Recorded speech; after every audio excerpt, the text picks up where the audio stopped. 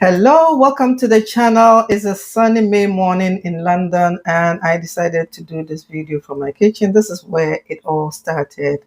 It's lovely out there, it's sunny, but I would like to say a big thank you to all my subscribers for sticking around. From my YouTube analytics, I can tell that you all have different interests. Some of you love the conversations with the African diaspora, those who are giving back in the areas of health and education. And I know that some of you also love the travel vlogs, the flights, and the road trips. So hopefully you all find something useful and interesting on this channel. But today I'd like to talk about supervision. As you know, I am a registered nurse, so I'm going to be a bit biased here. This video is for nurses and midwives. And someone will ask, why are you doing a video on supervision? And why not on supervision? If you look at the nature of nurses and midwives' jobs, you need a thriving working environment to be able to function well and to be able to give your best output to improve patient care. So I believe that this is a very important topic because if you look at the current healthcare landscape, there is increasing challenge in terms of staff shortages, staff turnover, increasing workloads, burnout, stress. And you can tell that it's not going to get any better. And if you live in the UK now, you've all heard about the NHS cuts. And the workload is going to increase. Fewer people are going to do more work.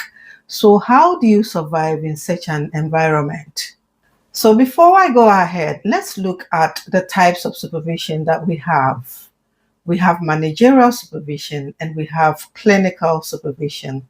This video is going to focus on clinical supervision. So let's look at what managerial supervision is. Managerial supervision is carried out by a line manager, and it looks at your performance and your development and appraisal, looks at the skills gap and develops action plans for you to be able to achieve those objectives in your personal development plan or whatever you call it in your trust. Now we are looking at clinical supervision. So what is it? Clinical supervision offers a confidential and voluntary space for nurses and midwives to grow. It is a structured framework to access support and it fosters development and growth.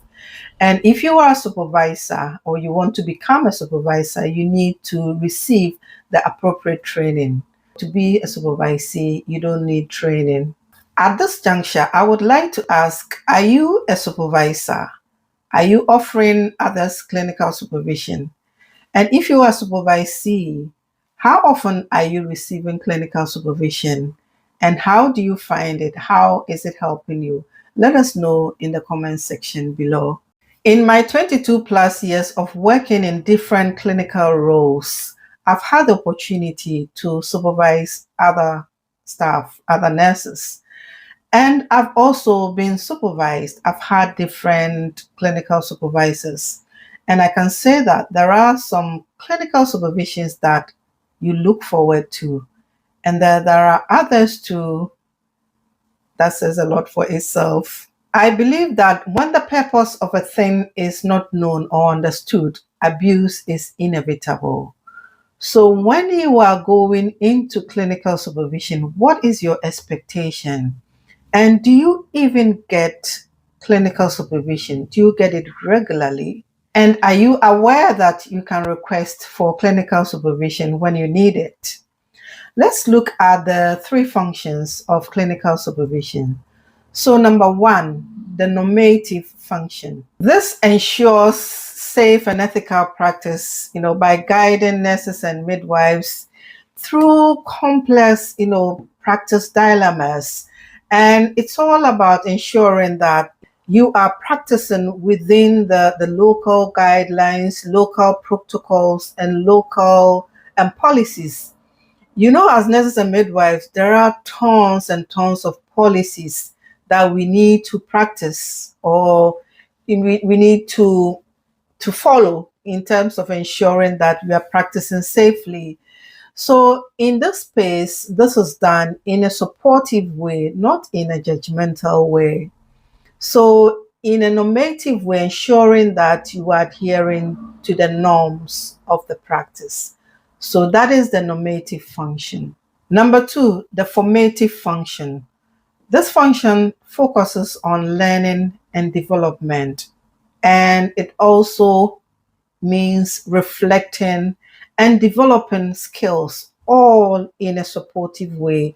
Again, not in a judgmental way or reprimanding way. So you have this space where you can reflect on practice, what you can do better, what you've done or what you can do better. And it also enhances your confidence, because when you've developed the skills and you are confident in doing things, it gives you, it gives you the motivation, the boost. You are not apprehensive that you are going to do something that you are not capable of doing. So whilst it enhances your skill, it boosts your confidence as well. It's all in the aim of improving your practice to improving patient outcomes. Number three is the restorative function. And this focuses on how, the patient care, the burden of caring for others can affect you emotionally, and it can affect your, your physique, your psyche. And this is when you talk about issues, whether things are bothering you, or sometimes issues from home can impact on your ability or your output at work. Sometimes you may need a day off, or you may need an annual leave, or you may need a special leave for a particular issue that you're having, which affects the work or your output. So this is a restorative function. It's kind of like a de-stress function. And it is very important. When I mentioned that I had good supervision, my supervisor was really understanding in this aspect. She was very empathetic, she was caring, she was willing to negotiate and move things around just to make sure that mentally and physically I am well. And I can attest that, that my supervisor, I will never forget her. Now you heard it all. So yes, these are the three functions of supervision. And just to add that when you've had all these discussions in your clinical supervision, you need to have actions, that things that you would do within the month. So the following month or the following supervision, when you meet, you look at the actions, what has been done and what hasn't been done. And also when you're going into supervision, have an agenda based on all these three functions that I've mentioned. It's simplified, but let me know your experience. You need to have clinical supervision every 4 to 6 weeks. Yes, and you can request it. So I hope this video has been helpful, and that you'll be looking forward to your next clinical supervision equipped. Thank you for watching. And if you like this video, give us a thumbs up, subscribe, and share with a colleague. Until I see you in the next one, take care and bye.